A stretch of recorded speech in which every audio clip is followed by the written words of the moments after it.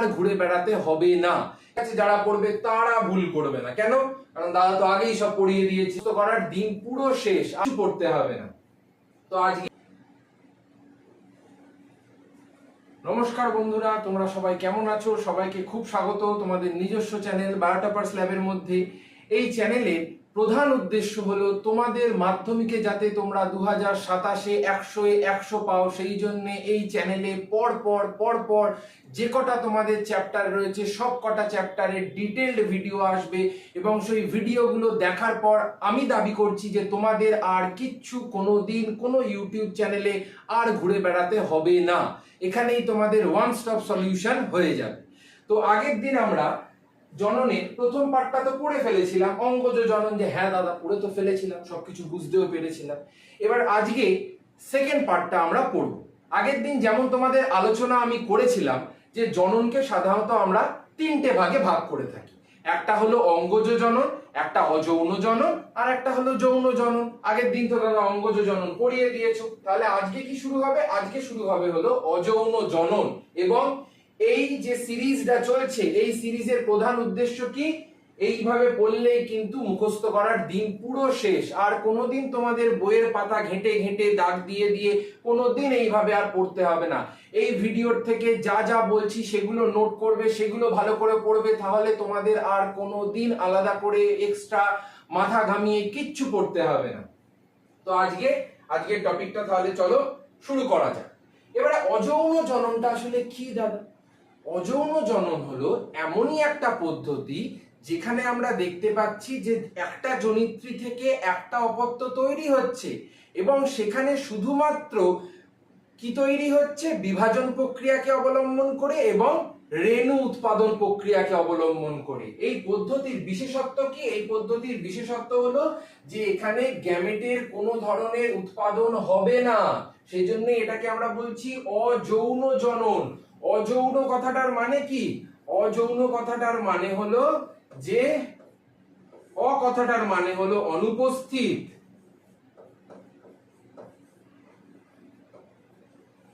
এবং যৌন কথাটার মানে কি? যৌন জননে আমরা কি দেখতে পাই? গ্যামেট উৎপাদিত হতে দেখতে পাই। তো তার মানে গ্যামেট উৎপাদন ছাড়াই কোনো একটা নিম্ন শ্রেণীর জীব যখন বিভাজন প্রক্রিয়াকে অবলম্বন করে অথবা রেণু উৎপাদন প্রক্রিয়াকে অবলম্বন করে যখন জনন সম্পন্ন করছে, সেগুলোকে আমরা কি বলি? অযৌন জনন বলা হয়। এবং এর প্রধান দুটো উদ্দেশ্য কি? যে দেহকোষ বিভাজিত হবে অথবা রেণু তৈরির মাধ্যমে কোনো একটা অপত্য জীব সৃষ্টি হবে। আগের দিন আমরা আলোচনা করেছিলাম যে জনিত্রী মানে হলো যে মাতা, এবং জনিত্রী থেকে যখন কোনো জীব সৃষ্টি হয় সেটাকে বলা হয় অপত্য জীব। যেমন এখানে প্রথম যে এই যে ব্যাকটেরিয়াটা, এটা হলো জনিত্রী জীব, আর লাস্টে গিয়ে এই যে দুটো নতুন ব্যাকটেরিয়া তৈরি হলো, এরা হলো অপত্য জীব। আবার প্রথম দিকে এই যে অ্যামিবাটা, এটা হলো জনিত্রী অ্যামিবা, লাস্টে গিয়ে যে দুটো অ্যামিবা তৈরি হলো এটাকে আমরা বলছি অপত্য অ্যামিবা। প্রথম দিকে এই যে একটা ইস্ট রয়েছে, এটা কি? এটা হলো জনিত্রী ইস্ট, এবং লাস্টে গিয়ে যে দুটো ইস্ট তৈরি হলো এদেরকে আমরা কি বলছি? এদেরকে আমরা বলছি অপত্য ইস্ট। যে যার থেকে সৃষ্টি হবে তাদেরকে বলা হচ্ছে জনিত্রী, এবং যারা সৃষ্টি হবে তাদেরকে বলা হয় অপত্য জীব।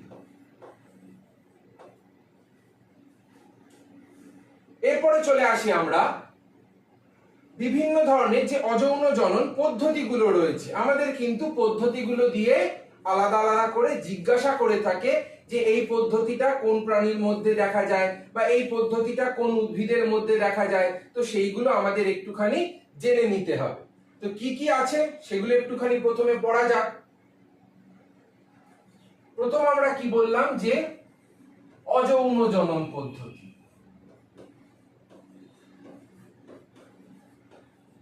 এবং সেটাকে প্রথমত একটা বিভাজন বলে প্রক্রিয়া হয়,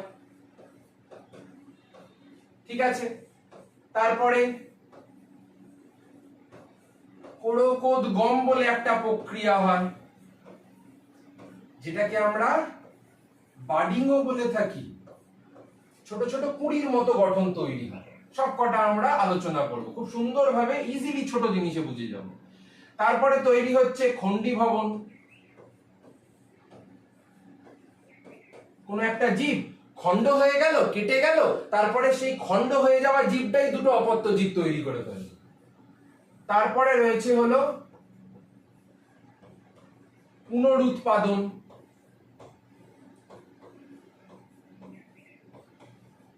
এগুলো হলো বিভিন্ন ধরনের পদ্ধতি। এছাড়া আরো একটা পদ্ধতি রয়েছে যেটাকে আমরা বলে থাকি রেণু উৎপাদন।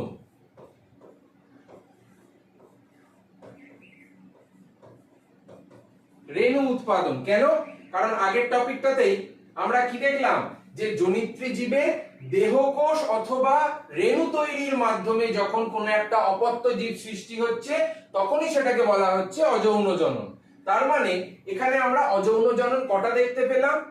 প্রথম হলো রেণু উৎপাদন, সেকেন্ড হলো বিভাজন, থার্ড হলো প্রকোদগম বা বাডিং যেটাকে বলা হচ্ছে, ফোর্থ হলো খণ্ডী ভবন, আর 5 নাম্বার হলো পুনরুৎপাদন। এবারে আমরা যেটা প্রথম থেকে শুরু করব সেটা হলো মজার বিষয় যে বিভাজন থেকে শুরু করব। কেন দাদা বিভাজন থেকে কেন শুরু করব, রেণু উৎপাদন থেকে কেন শুরু করব না? কারণ আগে যদি তোমরা এই কটা পার্ট পড়ে নাও তাহলে তোমাদের রেণু উৎপাদন করতে বা বুঝতে সুবিধা হবে। নাহলে তোমরা ভাববে যে এত রেণু কোথা থেকে চলে আসছে, কিভাবে বিভাজিত হয়ে যাচ্ছে, সেগুলো তখন তোমাদের বুঝতে অসুবিধা হবে। তো আমরা প্রথম যেটা দিয়ে শুরু করব সেটা হলো বিভাজন। বিভাজন কথাটার মধ্যেই আমরা বুঝতে পারছি না যে কোনো কিছু তো একটা বিভাজিত হচ্ছে, এটা আমরা সবাই জানি। তো কি বিভাজিত হচ্ছে না, কোনো একটা জনিত্রী জীবের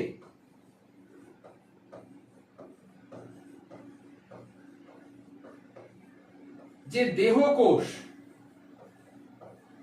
সেই দেহকোষ বিভাজিত হয়ে একটা থেকে যখন দুটো অপত্য জীব সৃষ্টি করছে তখনই সেটাকে আমরা বলছি বিভাজন। এবার এই বিভাজনটাকে আমরা আবার দুটো ভাগে ভাগ করে থাকি। একদম ঠিক, বিভাজনটাকে আমরা দুটো ভাগে ভাগ করে থাকি। কি কি দুটো ভাগে ভাগ করে থাকি? একটা হলো দ্বিবিভাজন আর একটা হলো বহু বিভাজন।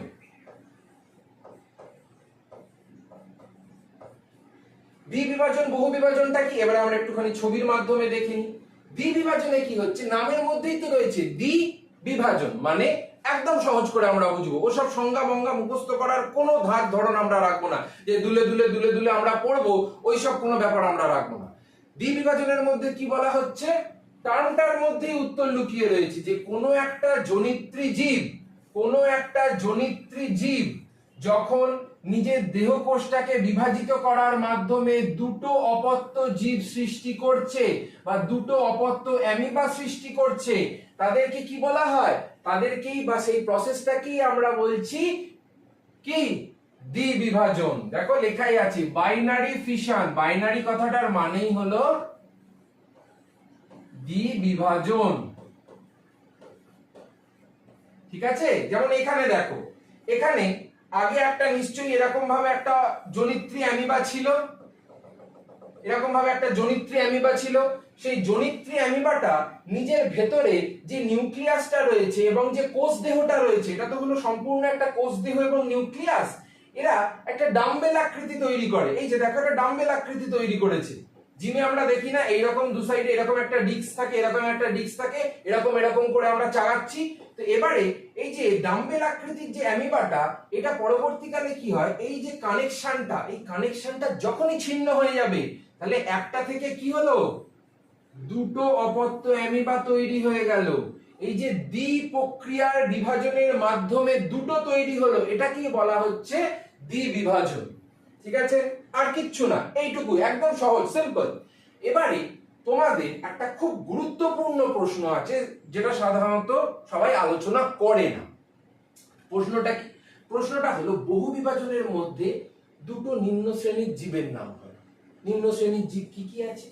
একটা হলো অ্যামিবা আর একটা হলো প্লাজমোডিয়াম।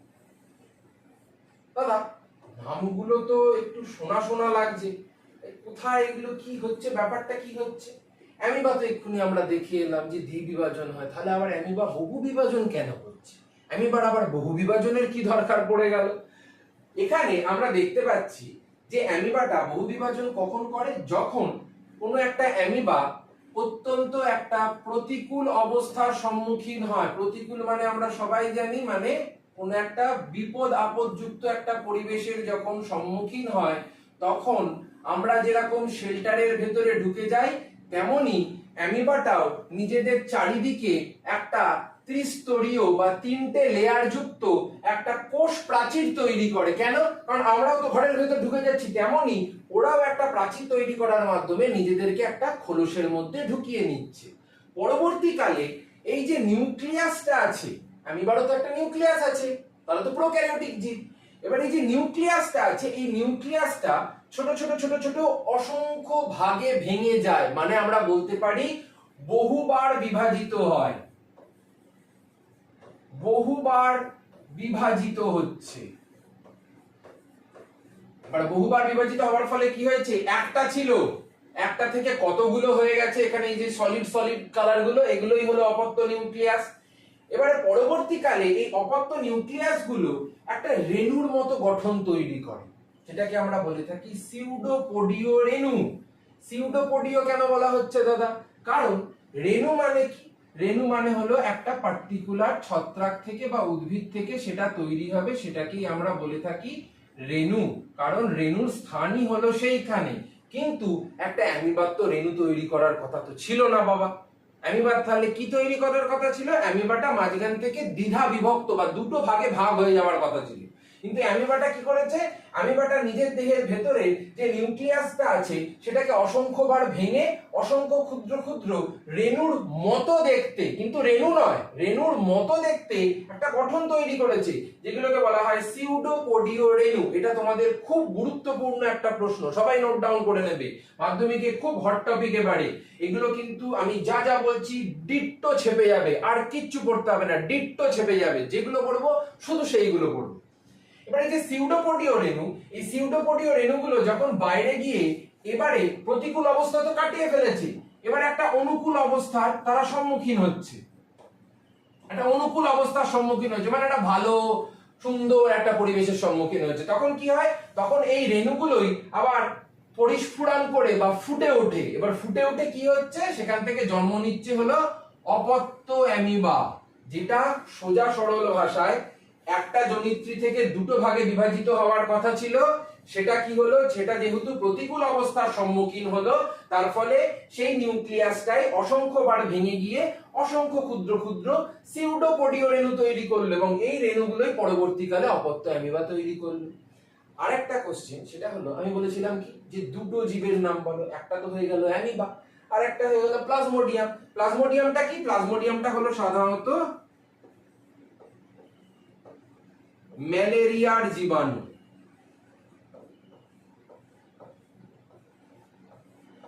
ম্যালেরিয়ার যে জীবাণু সেটা কি বলা হয়? প্লাজমোডিয়াম। আমরা আশেপাশে তো সবাই শুনেছি, এক দুবার তো কারণ না কারণ ম্যালেরিয়া হয়েইছে, আশেপাশেও শুনেছি। এবারে ম্যালেরিয়ার ক্ষেত্রে কি হচ্ছে? ম্যালেরিয়ার ক্ষেত্রে বলবো না, প্লাজমোডিয়ামের ক্ষেত্রে কি হচ্ছে? এরাও বহু বিভাজন করছে, মজার বিষয়, এরা এদেরকে দেখে এরাও বহু বিভাজন করছে। কি হচ্ছে না, এই যে দশাটা, এটাকে বলা হয় সাইজন্ড দশা। প্লাজমোডিয়ামের সাইজন্ড দশা, দশাটার নাম মনে রাখতে হবে। এই সাইজন্ড দশার ভেতরে যে নিউক্লিয়াসটা আমরা দেখতে পাচ্ছি, এই যে নিউক্লিয়াসটা, এই নিউক্লিয়াসটা অসংখ্যবার বিভাজিত হয়, দিয়ে এতগুলো ছোট ছোট ছোট ছোট অপত্য নিউক্লিয়াস তৈরি করছে, এবং এই অপত্য নিউক্লিয়াস গুলো পরবর্তীকালে একটা মাকুর মতো দেখতে, এই যে শেপটা, এটাকে বলা হয় মাকু। এরকম মাকুর মতো দেখতে এক ধরনের গঠন তৈরি করে, যেটাকে বলা হয় মেরোজয়েট। মেরোজয়েট। এবার এই মেরোজয়েটটা কি করে? এই যে আমাদের আরবিসির প্রাচীর, এই আরবিসির বা আমাদের লোহিত রক্তকণিকার প্রাচীরটাকে বিদীর্ণ করে বাইরের দিকে সব বেরিয়ে চলে আসে। তখন কি হয়? তখন এই যে ভেতরের যে প্রত্যেকটা আমরা দেখতে পাচ্ছি ছোট ছোট গঠন, এগুলো সব কটা হলো প্লাজমোডিয়াম। এবার এইভাবে কিন্তু প্লাজমোডিয়াম আমাদের দেহের মধ্যে ম্যালেরিয়ার সময় নিজেদের সংখ্যাটাকে বৃদ্ধি করে থাকে। অনেক সময় দেখি না যে ম্যালেরিয়ায় ঠক ঠক ঠক ঠক করে কাঁপ হচ্ছে। কেন কাঁপ হচ্ছে? কারণ সেই সময় সাইজন্টের যে প্রাচীর, সেই সাইজন্টের প্রাচীরকে বিদীর্ণ করে ভেতরের দিক থেকে মেরোজয়েট সেগুলো বাইরে বেরিয়ে চলে এসছে। এর পরের যে টপিকটা আছে সেটা হলো কোড়কোদ্গম। কোড়কোদ্গমটা কি দাদা? কোড়কোদ্গম মানে হলো কোনো একটা প্রাণীর ভেতরে বা কোনো একটা উদ্ভিদের ভেতরে, এটা খুব গুরুত্বপূর্ণ কিন্তু, আমি প্রাণীর বেলায় কি বললাম হাইড্রা, আর উদ্ভিদের বেলায় কি বললাম ইস্ট। তোমরা ক্লাস 9-এ ক্লাসিফিকেশন অফ 5 কিংডম তো পড়েইছো, কিন্তু এখানে মাধ্যমিকে খুব খুব খুব গুরুত্বপূর্ণ একটা প্রশ্ন আসে, আর 98% ছেলেরা, তার থেকে 99% ছেলেরা সবাই ভুল করে আসে। শুধুমাত্র আমার কাছে যারা পড়বে তারা ভুল করবে না। কেন? কারণ দাদা তো আগেই সব পড়িয়ে দিয়েছে। তাহলে কোড়কোদ্গম যদি জিজ্ঞেস করে যে কোন উদ্ভিদের মধ্যে দেখা যায়, কোন উদ্ভিদের মধ্যে দেখা যায়, এই যে নিচে যেটা রয়েছে ইস্ট, ইস্টের মধ্যে আমরা দেখতে পাই উদ্ভিদের মধ্যে কোড়কোদ্গম। আর যদি বলে প্রাণীদের মধ্যে, কার মধ্যে আমরা কোড়কোদ্গম দেখতে পাই? প্রাণীদের মধ্যে আমরা দেখতে পাই হাইড্রার মধ্যে। হাইড্রা প্রাণী? হ্যাঁ, হাইড্রা প্রাণী। কেন বলবো না প্রাণী? হাইড্রা হলো একটা জলজান্ত প্রাণী। এবারে কোড়কোদ্গম জিনিসটা বুঝিনি। কোড়কোদ্গম মানে হলো কোনো একটা জনিত্রী জীবের যে দেহে রয়েছে, সেই দেহের বাইরের দিকে ছোট্ট একটা কুঁড়ির মতো গঠন তৈরি হবে। ফুলের যেরকম কুঁড়ি বাইরের দিকে বেরিয়ে আসে, সেরকম একটা ছোট্ট কুঁড়ির মতো গঠন তৈরি হবে। এই যে দেখো লেখাও আছে, কুঁড়ির মতো একটা কোড়ক সৃষ্টি হচ্ছে বা কুঁড়ি সৃষ্টি হচ্ছে। এই কুঁড়ির মতো গঠনটাই ধীরে ধীরে ধীরে ধীরে বৃদ্ধি পেতে থাকবে, এবং বৃদ্ধি পেয়ে যখন এই কুঁড়ির মতো গঠনটা সম্পূর্ণ একটা জনিত্রী হাইড্রার মতো দেখতে হয়ে যাবে বা জনিত্রী হাইড্রার মতো একটা গঠন সৃষ্টি করে ফেলবে, তখন তারা এই দেহটা থেকে বিচ্ছিন্ন হয়ে যাবে। মানে তখন তারা জনিত্রী দেহ থেকে বিচ্ছিন্ন হয়ে যাবে, এবং বিচ্ছিন্ন হয়ে কি হবে? বিচ্ছিন্ন হয়ে তখন নতুন অপত্য হাইড্রা তৈরি করবে। হ্যাঁ, নতুন অপত্য হাইড্রা তৈরি করবে। যেমন এটা মাতৃদেহ থেকে বিচ্ছিন্ন হয়ে গেছে, তার ফলে এখানে কি তৈরি হয়েছে? নতুন অপত্য হাইড্রা তৈরি হয়েছে। এবং এই অপত্য হাইড্রারও আবার পরবর্তীকালে দেহের বাইরের দিকে দেখো ছোট্ট একটা কুঁড়ি সৃষ্টি হয়েছে। এই কুঁড়িগুলোকে আমরা কি বলি? এই কুঁড়িগুলোকে আমরা বলে থাকি কোড়ক বা বার্ড। বার্ড মানে হলো ফুলের কুঁড়ি যেরকম হয়, অথবা কোড়ক। নামটা শুনেই আমাদের মনে থাকবে। কোড়কোদ্গমে কি তৈরি হচ্ছে? কোড়ক তৈরি হচ্ছে। কার দেহে তৈরি হচ্ছে? জনিত্রী দেহে তৈরি হচ্ছে। এই কোড়কটাই পরবর্তীকালে অপত্য একটা গঠন সৃষ্টি করবে এবং দেহ থেকে বিচ্ছিন্ন হয়ে গেল, মানে হয়ে গেল কেলকতম, মানে সেটা একটা নতুন অপত্য জীব সৃষ্টি করলো। ঠিক একইভাবে ইস্টের মধ্যে আমরা কি দেখতে পাচ্ছি? এটা হলো ইস্টের একটা মাতৃকোষ, একটা সম্পূর্ণ একটা মাতৃকোষ। এবার এই মাতৃকোষের বাইরের দিকে দেখো ছোট্ট একটা ফোলা মতো গঠন দেখতে পাচ্ছি। এটা কি? এটাই তো হলো কোড়ক। এবার এই কোড়কটা ধীরে ধীরে ধীরে ধীরে কি হবে? ধীরে ধীরে সেটা সম্পূর্ণ পুরো জনিত্রী ইস্টের যেরকম গঠন ছিল, বৈচিত্র্য ছিল, বৈশিষ্ট্য ছিল, সেই রকম গঠন বৈশিষ্ট্যযুক্ত আর একটা ওপরের দিকে কুঁড়ির মতো গঠন এরকম বেড়ে উঠেছে। এই যে বেড়ে উঠেছে, এবার ধীরে ধীরে বৃদ্ধি পাচ্ছে, বৃদ্ধি পাচ্ছে। যখন কুঁড়িটা পূর্ণাঙ্গ বৃদ্ধি পেয়ে গেছে, মানে পুরো ফুলফিল হয়ে গেছে, আর কোনো বাড়ার কিচ্ছু নেই, ওটা হয়ে গেছে, তখন কি হয়? তখন এটা জনিত্রী দেহ থেকে এইভাবে কেটে যায়। যেমন এখানে আমরা দেখতে পাচ্ছি কেটে গেছে। এবার কেটে যাওয়ার ফলে কি হয়েছে? কেটে যাওয়ার ফলে এই যে এটা এটা এটা হয়ে গেছে অপত্য হাইড্রা, সরি অপত্য ইস্ট। কেন? কারণ এটা তো ছিল জনিত্রী, এটা তো ছিল জনিত্রী, আমি মাদার লিখে দিলাম, এম লিখে দিলাম। আর এটা কি? এটা তো তৈরি হয়েছে একটা অপত্য, এর থেকেই তো এটা তৈরি হয়েছে। এরপরে আমরা যেটা করব সেটা হলো খণ্ডী ভবন। এটাও খুব মজার টপিক। খণ্ডী ভবনে কি হয়? খণ্ডী ভবনে আমরা দেখতে পাচ্ছি যে কোনো একটা নিম্ন শ্রেণীর জীব, তাদের দেহের মধ্যে যদি কোথাও থেকে একটা কেটে যায়, কোথাও থেকে যদি একটা কেটে যায়, খণ্ড মানে কি? খণ্ডী ভবন মানে কি? আমরা দেখতে পাই যে কোনো একটা জীবের দেহ মাঝখান থেকে কেটে গেল, এবং সেই কেটে যাওয়া অংশটা থেকে যখন নতুন করে আবার জীব তৈরি হয়ে যাচ্ছে, তখনই তো সেটাকে বলা হচ্ছে খণ্ডী ভবন। যেমন এখানে লক্ষ্য করো, এই যে স্পাইরোগাইরা, এই যে স্পাইরোগাইরা, স্পাইরোগাইরা কি করে? স্পাইরোগাইরা এরকম ফিতের মতো দেখতে হয়, যেরকম লাল লাল সবুজ সবুজ নীল ফিতে আমরা স্কুলের প্রজেক্টের জন্য ইউজ করি না? হ্যাঁ দাদা, ইউজ তো করি, একদমই ঠিক। ওই ফিতেগুলোই ওরকম দেখতে হয়ে থাকে, ফিতাকৃমি যেগুলোকে আমরা বলে থাকি, ফিতাকৃতি।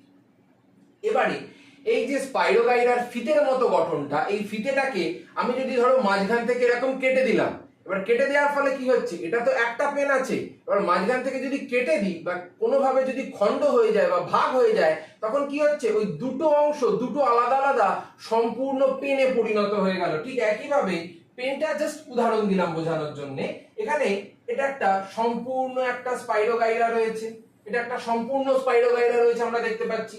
এবার যখন এই স্পাইরোগাইরাটা মাঝখান থেকে এরকম কেটে গেল, খণ্ডীভবন, খণ্ডীভবন হওয়ার ফলে কি হলো, দুটো আলাদা আলাদা অপত্য স্পাইরোগাইরা সেখানে তৈরি হলো। এই যে অপত্য স্পাইরোগাইরাটা খণ্ড হয়ে যাওয়ার মাধ্যমে বা খণ্ডিত হয়ে গিয়ে তারা নতুন নতুন গঠন তৈরি করলো, জনিত্রী দেহ থেকে আলাদা হয়ে গিয়ে, সেটাকেই আমরা বলছি খণ্ডীভবন। বা তারা মাছের মধ্যে লক্ষ্য করো, এখানে আমরা দেখতে পাচ্ছি কি তারা মাছের এই লাইন বরাবর তারা মাছটা কেটে গেছে, খুব ভালো কথা, কেটে গেছে। এবারে এই যে কেটে যাওয়া অঞ্চলটা দেখো নতুন করে আবার তৈরি হচ্ছে না, নতুন করে আবার তৈরি হচ্ছে না। এগুলো কি, এগুলো হলো তারা মাছের ক্ষেত্রের খণ্ডীভবন, যেখানে তারা মাছের কোনো একটা কেটে গেল অংশ এবং দুটো অংশ আলাদা আলাদা অপত্য জীব সৃষ্টি করে ফেললো। ছিল কিন্তু একটা মাত্র জনিত্রী জীব, সেখান থেকে কি হলো, দুটো অপত্য জীবের তৈরি হলো, দুটো অপত্য জীবের তৈরি হলো। সেজন্য এগুলোকে বলা হয় খণ্ডীভবন। কেন, কেটে গিয়ে অপত্য জীব হয়ে গেল। তারপরের যে মজার টপিকটা সেটা হলো পুনরুৎপাদন। দাদা, খণ্ডীভবন এবং পুনরুৎপাদনের মধ্যে পার্থক্যটা কি? খুব মাইনিউট একটা পার্থক্য।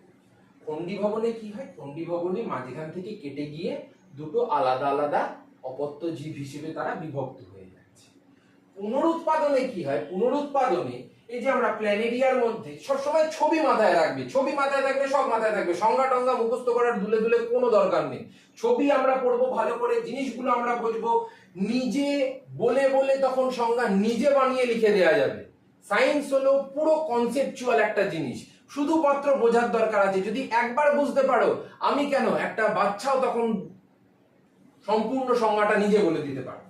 এবারে প্ল্যানেরিয়ার ক্ষেত্রে কি হয়, প্ল্যানেরিয়ার ক্ষেত্রে রিজেনারেশন বা পুনরুৎপাদন প্রক্রিয়াটা হয়। দাদা, পুনরুৎপাদন মানে কি? পুনরুৎপাদন মানে হলো এই পেনটা যদি আমি চারটে খণ্ডে ভাগ করি এবং প্রত্যেকটা চারটে খণ্ড যদি নতুন করে এক একটা পেন সম্পূর্ণ তৈরি করে ফেলে, তখনই সেটাকে আমরা বলবো পুনরুৎপাদন। যেমন এখানে আমরা দেখতে পাচ্ছি কি, যে একটা সম্পূর্ণ প্ল্যানেরিয়া ছিল, একটা স্বাভাবিক সুস্থ সবল একটা জনিত্রী প্ল্যানেরিয়া ছিল। এবার এই জনিত্রী প্ল্যানেরিয়াটা আমি তিনটে ভাগে কেটে দিলাম, ঠিক আছে? কেটে দেওয়ার ফলে কি হলো, তিনটে আলাদা আলাদা খণ্ড হয়ে গেল। এবার তিনটে আলাদা আলাদা খণ্ড থেকে ধরে নিলাম এখানে আরেকটা আছে, ছবির মধ্যে কোনোভাবে বাদ চলে গেছে, এরকম তিনটে আলাদা আলাদা খণ্ড থেকে তিনটে আলাদা আলাদা প্ল্যানেরিয়ার তৈরি হয়ে গেল। এটাই তো হলো পুনরুৎপাদন। এখানে মাথাটা কেটে গেছিল, এখানে বডির মাঝখানটা কেটে গেছিল এবং এইখানে কি হয়েছিল, এখানে আরেকটা পার্ট কেটে গেছিল। এই যে তিনটে আলাদা আলাদা খণ্ড হয়ে গেল এবং প্রত্যেকটা খণ্ড থেকে এক একটা করে অপত্য প্ল্যানেরিয়া তৈরি হলো। এই প্রসেসটাকেই আমরা কি বলছি, এই প্রসেসটাকেই বলা হচ্ছে পুনরুৎপাদন। যেখানে কোনো একটা জনিত্রী জীবের বিচ্যুত হয়ে যাওয়া যে অংশ, সেই অংশ থেকে যখন সম্পূর্ণভাবে নতুন করে অপত্য জীব সৃষ্টি হচ্ছে, সেই প্রক্রিয়াটাকেই বলা হচ্ছে পুনরুৎপাদন বা আমরা বলে থাকি রিজেনারেশন। যেমন এখানে তিনটে খণ্ড থেকে তিনটে অপত্য প্ল্যানেরিয়া তৈরি হয়ে গেল। আরেকটা গুরুত্বপূর্ণ, খুব গুরুত্বপূর্ণ বিষয়, সেটা হলো এই যে আমরা টপিকগুলো পড়তে পড়তে এই যে বিভিন্ন ছবিগুলো আমরা দেখতে পাচ্ছি, এই যে ছবিগুলো আমরা দেখতে পাচ্ছি, এই যে আমার হাতে আঁকা, এগুলো সমস্ত আমারই হাতে আঁকা ছবি। এই হাতে আঁকা ছবিগুলো কিন্তু তোমরা অবশ্যই করে যদি পারো, তাহলে যখন জিজ্ঞাসা করা হবে, যদি 2 নাম্বারে বা 3 নাম্বারের ছোট প্রশ্নের মধ্যে জিজ্ঞেস করে থাকে, তখন তোমরা কিন্তু অবশ্যই করে সংজ্ঞাটার সঙ্গে সঙ্গে এই ছবিটা দেবে। এই ছবিটা যদি দাও এবং 2-3 লাইন করে লিখে দাও, তোমাদের পুরো নাম্বার দেবে। তোমাদের তো প্যাটার্ন হলো 1 নাম্বার, 2 নাম্বার আর 5 নাম্বার। বিগত 7 বছর ধরে আমি পড়াচ্ছি, বারবার বলে আসছি, 100 তোমাদের আমি পাইয়েই ছাড়ব। তো এবারে এই যে ছবিগুলো রয়েছে, এই ছবিগুলোই যদি তোমরা দাও, তাহলে কি হবে, তাহলে টিচারদের কাছে খুব ভালো একটা ইমপ্রেশন পড়বে যে বাহ, ছেলেটা তো খুব ভালো জানে, খুব ভালো লিখেছে। সেইগুলোই আমাদের ব্যবস্থা করতে হবে যাতে আমরা নাম্বারটা বলে বলে তুলতে পারি। তারপরে এখানে স্পাইরোগাইরার খণ্ডীভবনের ক্ষেত্রে যে ছবিটা আছে, সেটাও তোমরা নোট ডাউন করে নেবে খাতার মধ্যে এবং সংজ্ঞাটাকে জাস্ট এই ছবি দেখে লিখে দেবে, ছবি দেখে সংজ্ঞা হয়ে যাবে। তাহলেই কিন্তু আমাদের এই ছোট ছোট জিনিসগুলো যদি আমরা মাথায় রাখি, ছবিগুলো যদি মাথায় রাখি, তাহলে আমাদের নাম্বার তুলতে কোনো সমস্যা কিন্তু হবে না। তারপরে চলে আসো একদম যেটা লাস্ট, তোমাদের প্রথমেই বলেছিলাম না, মনে থাকে যদি, একদম প্রথমে বলেছিলাম যে সবকটা যখন পড়া হয়ে যাবে, দেখো সবকটা পড়া হয়ে গেল, বিভাজন পড়া হয়ে গেছে, পরকোদ্গম বাডিল পড়া হয়ে গেছে, খণ্ডী ভবন পড়া হয়ে গেছে, পুনরুৎপাদনও পড়া হয়ে গেছে। এই চারটে জিনিস এত শর্ট টাইমে আমরা বুঝিয়ে নিলাম। অন্যান্য জায়গায় কি হয়, বলেই যাচ্ছে, এমন বোরিং ভাবে বুঝিয়ে যাচ্ছে, সেখানে আমরা বুঝতেই পারছি না, আমাদের মাথাতেই ঢুকছে না। কিন্তু এখানে এত ছোট করে আমি বলে দেবো যে জিনিসগুলো তোমাদের পড়তে নিজেদেরই ইন্টারেস্ট লাগবে, যে এত ইন্টারেস্টিং ছিল জিনিসগুলো, আর জিনিসগুলোকে আমরা এত হেলায় হারিয়ে ঘুরে বেড়াতাম। চারটে হয়ে গেল। এবার লাস্ট যেটা আছে আজকের ক্লাসে, সেটা হলো রেণু উৎপাদন। তাহলে কি হবে, তাহলে অযৌন জননের কেল্লা ফতে, পুরো শেষ হয়ে যাবে অযৌন জনন। এবারে চলো আমরা রেণু উৎপাদনে চলে আসি। এবার এই যে রেণু, রেণুটা কি? রেণু হলো সাধারণত বিভিন্ন ধরনের ছত্রাক, নিম্ন শ্রেণী ছত্রাক বা ছত্রাক, ফাঙ্গি আমরা পড়েছি পঞ্চরাজ্য শ্রেণীবিন্যাসের মধ্যে, বা উদ্ভিদ, এদের ক্ষেত্রে আমরা রেণুটা তৈরি হতে দেখতে পাই। এবার এই রেণু নিয়ে খুব গুরুত্বপূর্ণ একটা প্রশ্ন আছে, সেটা হলো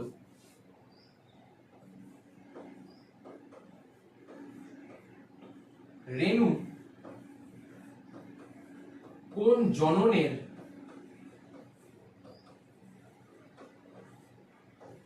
একক হিসেবে কাজ করে? কোন জননের একক হিসেবে কাজ করে? যে জননের মধ্যে পড়ছি সেই জননের একক হিসেবে কাজ করে, মানে অযৌন জননের ক্ষেত্রে। এটা কিন্তু খুব গুরুত্বপূর্ণ, মাস্ট একটা কোশ্চেন, যে কোন জননের ক্ষেত্রে আমরা দেখতে পাচ্ছি যে রেণু উৎপাদিত হয়, বা অযৌন জননের, এটা ঘুরিয়েও আসতে পারে যে অযৌন জননের একক কি? রেণু। রেণু কোন জননের ক্ষেত্রে উৎপাদিত হচ্ছে, বা রেণু কোন জননের একক? অযৌন জনন। একই কোশ্চেনের এপার আর ওপার। এবার রেণুটা কি আমরা তাতে একটুখানি চলে আসি। রেণু কি? রেণু হলো অযৌন জনন পদ্ধতির মাধ্যমে তৈরি হওয়া এক ধরনের গঠন, যে গঠনটা পরবর্তীকালে যখন অঙ্কুরিত হচ্ছে কোনো একটা অনুকূল পরিবেশে গিয়ে, সেখান থেকে কি তৈরি হচ্ছে, সেখান থেকে সেই অপত্য জীবটা তৈরি হচ্ছে। ধরে নিলাম যদি পেনিসিলিয়ামের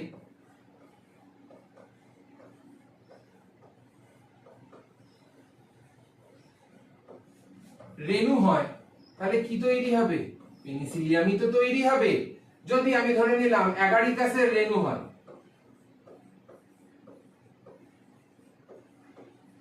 তাহলে কি তৈরি হবে? অ্যাগারিকাসের রেণু থেকে অ্যাগারিকাসই তো তৈরি হবে। তাহলে যে রেণু হবে সেই রেণু থেকে সেই অপত্য উদ্ভিদটাই সৃষ্টি হবে। এবারে রেণুকে আমরা সাধারণত দুটো ভাগে ভাগ করে থাকি। কি কি ভাগে ভাগ করে থাকি দাদা? একটাকে বলি আমরা চলরেণু, একটাকে বলি আমরা অচল রেণু। চলরেণু মানে কি? রেণু হলো সাধারণত এক কোষ বিশিষ্ট পাতলা প্রাচীর যুক্ত একটা গঠন। এখানে আমরা দেখতে পাচ্ছি ভেতরের দিকের এই যে পাতলা প্রাচীরের মতো সবুজ রঙের যে গোল্লাটা বসে রয়েছে ভেতরের দিকে, এটা হলো একটা রেণু। আর এই যে সম্পূর্ণ গঠনটা পাতলা প্রাচীরের মধ্যে রয়েছে, এটাকেও বলা হচ্ছে একটা রেণু। এবার এই রেণুর মধ্যে একটা ডিফারেন্স খুব ভালো করে যদি দেখো, আমরা পরিষ্কার ছবির মধ্যে দেখতে পাচ্ছি। কি দেখতে পাচ্ছি দাদা? যে একটা রেণু কোন ধরনের চলমান অবস্থায় নেই, সে কিন্তু চলাচল করতে পারবে না। চলাচল মানে কি? হেঁটে ফেটে ঘুরে বেড়াবে, বাজার করতে যাবে না। তার সঙ্গে কোন ধরনের সিলিয়া ফ্ল্যাজেলা যুক্ত নেই। আমরা কি জেনে এসেছি যে সিলিয়া ফ্ল্যাজেলা যদি থাকে, এই যে সিলিয়া ফ্ল্যাজেলা যদি থাকে, তাহলে কি হবে? তাহলে সহজেই কিন্তু আমরা দেখতে পাই যে তারা চলাচল করতে পারবে। যেমন ক্ল্যামাইডোমোনাস, ক্ল্যামাইডোমোনাস আমরা ফার্স্ট সামেটিভের চলনের ক্ষেত্রে পড়েছিলাম, গমনের মধ্যে পড়েছিলাম যে ক্ল্যামাইডোমোনাস নামক যে শৈবাল আছে তাদের মধ্যে আমরা দেখতে পাচ্ছি যে সিলিয়া ফ্ল্যাজেলা থাকে। তার ফলে তারা এই সিলিয়া ফ্ল্যাজেলা গুলোকে নাড়াচাড়া করার মাধ্যমে একটা জায়গা থেকে আরেকটা জায়গায় যেতে পারে। সেই জন্য যেহেতু এরা স্থান পরিবর্তন করতে পারে, এদেরকে আমরা কি বলি? এদেরকে আমরা বলি চলরেণু। আর এরা তো কিছুই করতে পারবে না, এরা জল বাতাসের মাধ্যমে এদের যেমন ভাবে নিয়ে যাবে ঠেলে ঠেলে গুটিয়ে গুটিয়ে এরা তেমন ভাবেই যেতে থাকবে। সেজন্য এদেরকে বলা হয় অচল রেণু, মানে যারা চলাফেরা করতে পারছে না, অন্যের উপরে ডিপেন্ড। এবার এই চলরেণুর আর একটা নাম আছে, সেটা কি? সেটা হলো জুস্পোর। দাদা রেণু মানে তো স্পোর বুঝলাম, রেণুর ইংলিশ হলো স্পোর, জু কেন বলা হচ্ছে? যেমন আমরা বলি না জুতে যাচ্ছি, জু মানে কি? জু মানেই তো হলো অ্যানিম্যাল, আর অ্যানিম্যালরা নিজেদের তো স্থান পরিবর্তন করতে পারে। যেমন আমি একটা অ্যানিম্যাল, আমি এদিক থেকে ওদিক করতে পারছি, তোমরা নিজেদের ঘাড় ঘোরাচ্ছ, তোমরা মা ডাকলে উঠে গিয়ে সাড়া দিচ্ছ। এবারে আমরা তো অ্যানিম্যাল, আমরা তো স্থান পরিবর্তন করতে পারছি। সেই জন্য এই ধরনের রেণু যারা চলাফেরা করতে পারে নিজেদের সিলিয়া ফ্ল্যাজেলা গুলোকে নাড়াচাড়া করানোর মাধ্যমে, সেগুলোকে আমরা কি বলি? সেগুলোকে আমরা বলি জুস্পোর, চলমান রেণু বা চলো রেণু। আর এই যে অচল রেণু, এটাকে বলা হয় অ্যাপ্ল্যানোস্পোর। অ্যাপ্ল্যানোস্পোর,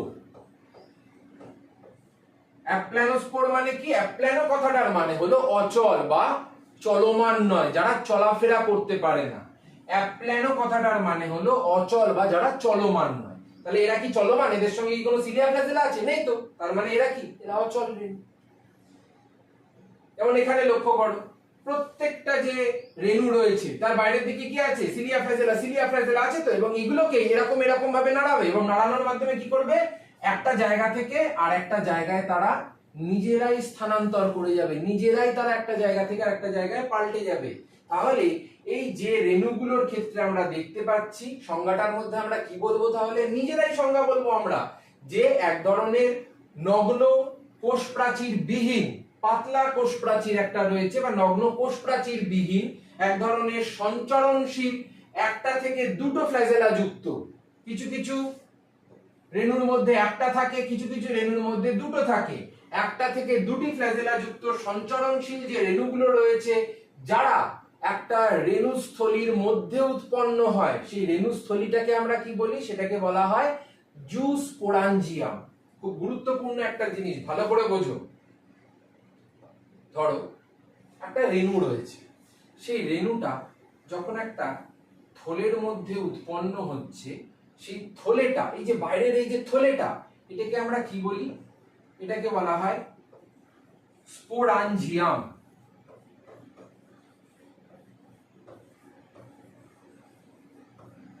এটাকে বলা হয় স্পোরাঞ্জিয়াম। কখন বলা হচ্ছে? যখন এদের ভেতরে অচল রেণু থাকে, তখন বাইরের দিকে থলেটার নাম হলো স্পোরাঞ্জিয়াম। তোমাদের মনে হতে পারে যে দাদা এই থলেটার কাজ কি? এই থলেটার কাজ হলো ভেতরের দিকে যত অচল রেণু রয়েছে সব কটাকে ভেতরের দিকে ধরে থাকতে সাহায্য করে। এরকম ভাবে টাইটলি ভেতরের দিকে অচল রেণুগুলোকে ধরে থাকতে সাহায্য করে, যাতে রেণুগুলো বাইরের দিকে বেরিয়ে না পড়ে। এইভাবে অচল রেণু যখন একটা থলের মধ্যে থাকে, সেটাকে বলা হয় স্পোরাঞ্জিয়াম। এবারে এই রেণুগুলো যদি চল রেণু হতো, যদি চল রেণু হতো, তাহলে কি হতো? তাহলে এই যে স্পোরাঞ্জিয়াম, এই স্পোরাঞ্জিয়ামটা কি হয়ে যেত? স্পোরাঞ্জিয়ামটা তখন আমরা চলরেণুকে কি বলেছিলাম? চলরেণুকে বলেছিলাম না জুস্পোর? জুস্পোর বলেছিলাম তো। তাহলে এই স্পোরাঞ্জিয়ামটারও নাম হয়ে যেত কি? স্পোরাঞ্জিয়ামটার নাম হয়ে যেত জুস্পোরাঞ্জিয়াম। কেন? কারণ এই স্পোরাঞ্জিয়ামটা জুস্পোরদের নিজের মধ্যে ধরে রেখেছে। এই থলেটাকে আমরা তখন বলবো জুস্পোরাঞ্জিয়াম।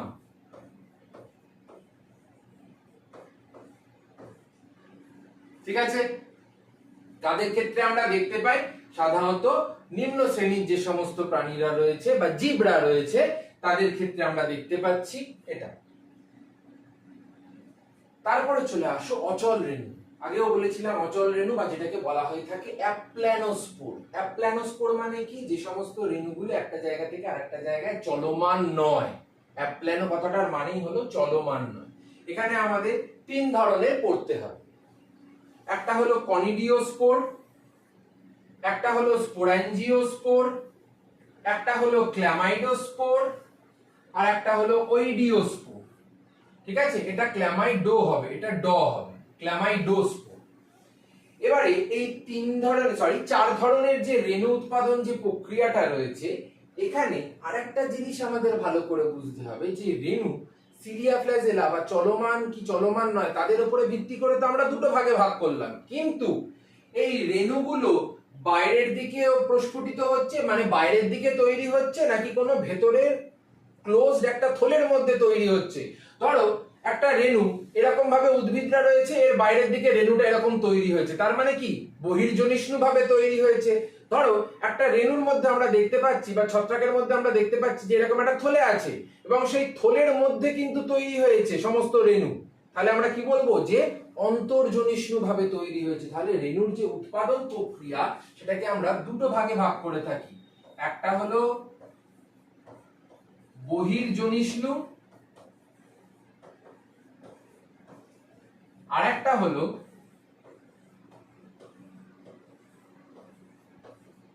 অন্তর্জনিষ্ণু। বহির মানে বাইরে, অন্তর মানে ভেতরে। বহির কোথায়? বহির হলো এইটা বহির, এটা হলো বহির্জনিষ্ণু ভাবে তৈরি হয়েছে। বাইরের দিকে আমরা দেখতেই পাচ্ছি এই যে এখানে একটা অণুসূত্র রয়েছে এবং অণুসূত্রের ডগায় অসংখ্য রেণু দেখো তৈরি হয়ে বসে রয়েছে। অসংখ্য রেণু বাইরের দিকে উন্মুক্ত ভাবে তৈরি হয়ে বসে রয়েছে, কোনো ধরনের কিন্তু থলের মধ্যে তৈরি হয়নি। আবার এই দিকে যদি লক্ষ্য করি, এটা আবার কি অন্তর্জনিষ্ণু। কেন? কারণ স্পোরাঞ্জিয়াম এক্ষুনি আলোচনা করেছি, স্পোরাঞ্জিয়াম হলো একটা থলি যেটা ভেতরের দিকে রেণুগুলোকে জড়ো করে রাখে।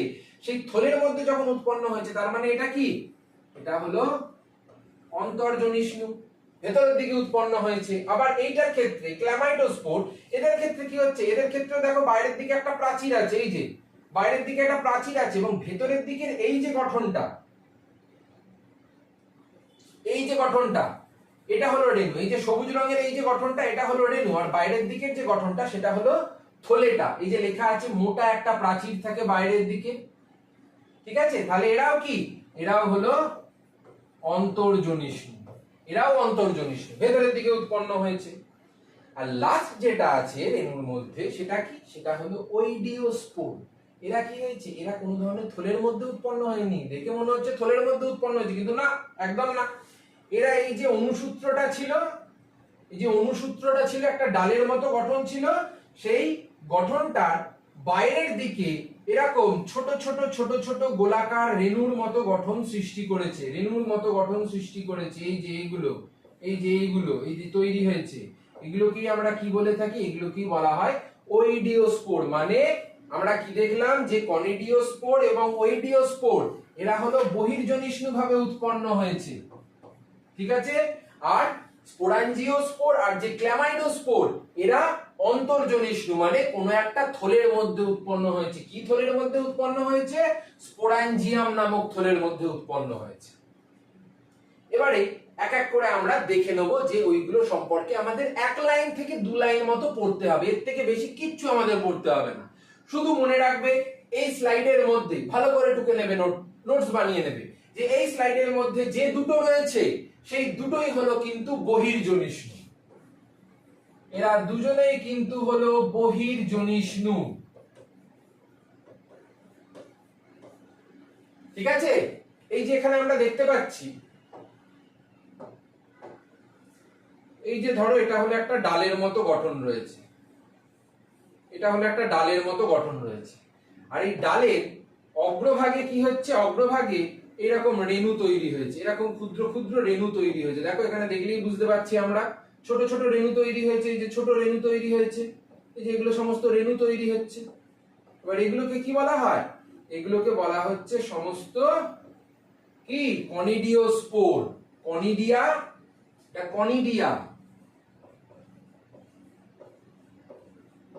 এবং এই কনিডিয়ার মধ্যে যে রেণু বা স্পোর তৈরি হয় সেগুলোকে বলা হয় কনিডিওস্পোর,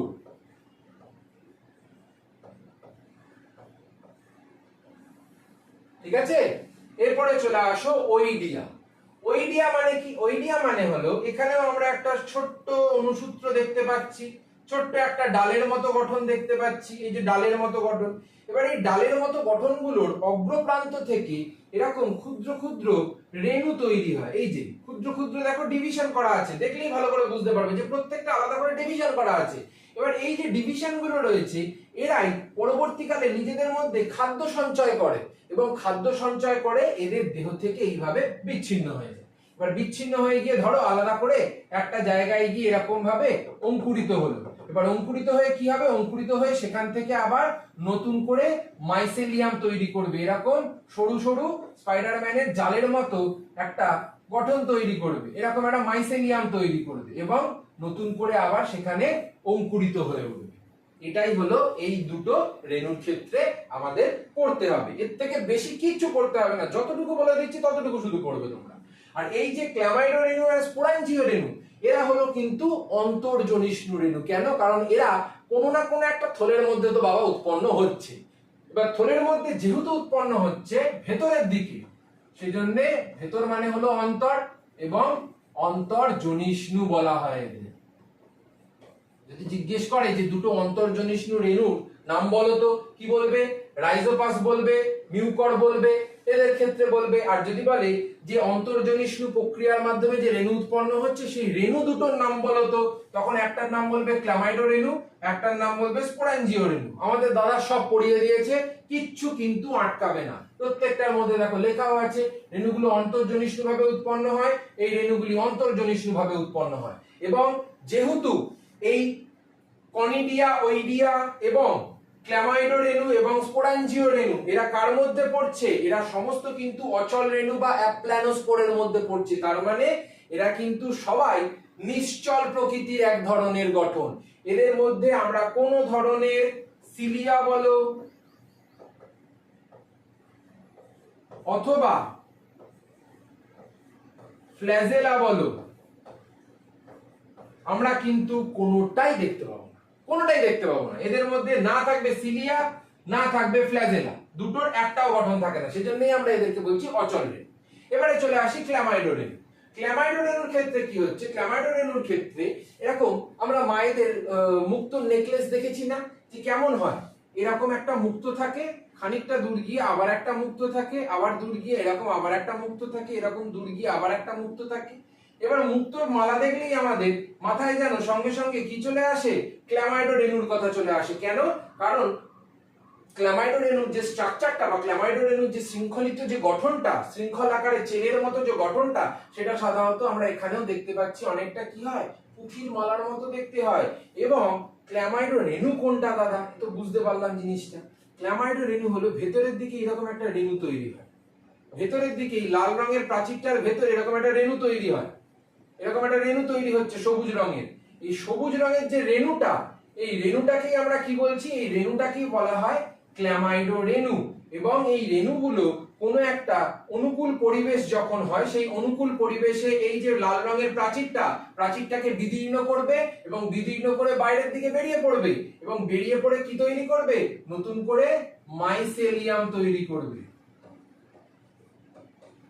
নতুন করে মাইসেলিয়াম তৈরি করবে এবং সেই মাইসেলিয়াম থেকেই পরবর্তীকালে আবার নতুন নতুন আমরা দেখতে পাই ক্ল্যামাইডো রেণু তৈরি হয়েছে। স্পোরাঞ্জিও রেণুটা কি দাদা? স্পোরাঞ্জিও রেণু মানে হলো আগেই বলেছিলাম যে রেণু যখন একটা থলের মধ্যে উৎপন্ন হবে সেই থলেটাকে আমরা বলে থাকি স্পোরাঞ্জিয়াম, স্পোরাঞ্জিয়াম বা রেণুস্থলীধর। কিন্তু আমাদের ইংলিশ নামটাও মনে রাখতে হবে। কেন? কারণ এখানে এই যে স্পোরাঞ্জিও রেণু, স্পোরাঞ্জিয়াম, এগুলো দিয়ে আমাদের খুব কিন্তু হট টপিক বারবার কোশ্চেন আসে যে চলরেণুর যে বাইরের দিকের প্রাচীর তাদেরকে কি বলা হবে? চলরেণুর মানে সঙ্গে সঙ্গে মাথা ঘুরবে যে দাদা তো বলেছিল চলরেণু মানে হলো জুস্পোর। এবার জুস্পোর যদি বাইরের দিকে একটা থলের মধ্যে থাকে, থলেটার নাম তো হলো স্পোরাঞ্জিয়াম। এবারে জুস্পোর থলের মধ্যে রয়েছে মানে জুস্পোরাঞ্জিয়াম। আর অ্যাপ্ল্যানোস্পোর মানে কি? অ্যাপ্ল্যানোস্পোর মানে হলো অচল রেণু, তারা তো নড়াচড়া করতে পারে না। তার মানে তাদের ক্ষেত্রে আমরা কি বলবো জানো? কি বলবো? তাদের ক্ষেত্রে আমরা বলবো স্পোরাঞ্জিয়াম। স্পোরাঞ্জিয়াম মানেই হলো থলে। এবার এখানে লক্ষ্য করো এই যে ভেতরের দিকে এই যে এত ঘন গোলাকার একটা বলের মতো আমরা যে স্ট্রাকচারটা দেখতে পাচ্ছি, এটা কিন্তু একটা রেণু না, ভেতরের দিকে অসংখ্য এইরকম রেণু রয়েছে, দানাদার এরকম অসংখ্য রেণু রয়েছে, এতটাই জোটবদ্ধ ভাবে রয়েছে যে এটা পুরো একটা বাদামি কালার নিয়ে নিয়েছে যখন মাইক্রোস্কোপের তলায় আমরা সেটাকে দেখতে যাচ্ছি। এবারে এই যে রেণুগুলোর বাইরের দিকে আমরা যদি দেখি খুব ভালো করে,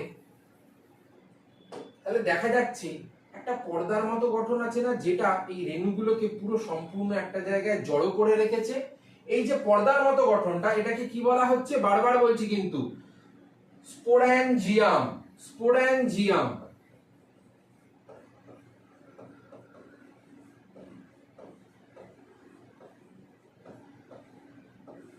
আর যখন থলে ফেটে যাবে, এই যে দেখো এখানে থলে ফেটে গেছে, ফেটে যাওয়ার ফলে কি হয়, ভেতর থেকে যত রেণু আছে সব রেণু কিন্তু বাইরের দিকে বেরিয়ে যাবে এবং বেরিয়ে গিয়ে তারা জল, বাতাস, বিভিন্ন ধরনের যে সমস্ত অবায়ুজীবী বাহক রয়েছে, জল, বাতাস, ধুলো, বালি, এদের মাধ্যমে একটা জায়গা থেকে আরেকটা জায়গায় তারা স্থানান্তর করে চলে যাবে। এই হলো আজকের অযৌন জনন। অযৌন জনন এত ছোট করে আমি পড়িয়ে দিয়েছি যে জিনিসটা শুধুমাত্র পড়ার পরে তোমাদের মাধ্যমিকে আর কোনো কোশ্চেন কিন্তু আটকাবে না।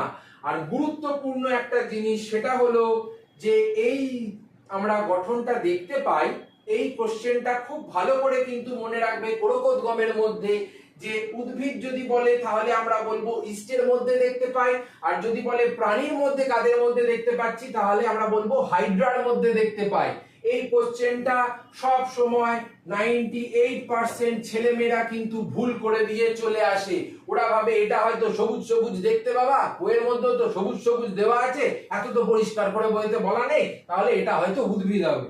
আর এটা তো কোনো কালার সবুজ আমরা ছাই পাঁচ দেখতে পাচ্ছি না, তাহলে এটা নিশ্চয়ই প্রাণী হবে। কিন্তু ঠিক উল্টোটা হয়, উদ্ভিদ মানে হলো ইস্টের কথা বলবো, প্রাণী মানে হলো হাইড্রার কথা বলবো। এই যে ছোট ছোট কোশ্চেন গুলো বললাম, এত শর্ট করে আমি জিনিসটা পড়িয়ে দিলাম, এই শর্ট করে পড়বে তোমাদের মাধ্যমিকে 100 বলে বলে হবে, আমি গ্যারেন্টি দিচ্ছি, আমি বলে দিচ্ছি। বিগত 7 বছর ধরে প্রচুর 100 বার করেছি আমি, সেই জন্য লাইফ সায়েন্স এখন আমি এমন ভাবে পড়িয়ে দেবো পুরো জল ভাত লাগবে, আর কিচ্ছু পড়তে হবে না ওটার বাইরে। সেই জন্য ভিডিওটাকে পুরোটা দেখবে, ভিডিওটাকে পুরোটা দেখার পরেই কিন্তু তোমাদের প্রত্যেকটা কোশ্চেনের যে কনসেপ্ট আছে এবং প্রত্যেকটা কোশ্চেনের যে ক্ল্যারিটি আছে সেগুলো খুব ভালো করে পেয়ে যাবে। এবং সবাই কিন্তু ভিডিওটা দেখার পরে চ্যানেলটাকে লাইক, সাবস্ক্রাইব এবং কমেন্ট অবশ্যই করবে। সবাই অবশ্যই করে জানাবে যে ভিডিওটা কেমন লাগলো তোমাদের। সবাইকে অনেক অনেক ধন্যবাদ। অনেক ভালো করে পড়াশোনা করো এবং আমাদের যে টার্গেট, সেই টার্গেটটা থেকে কিন্তু আমরা কোনোভাবেই লক্ষ্যচ্যুত হব না।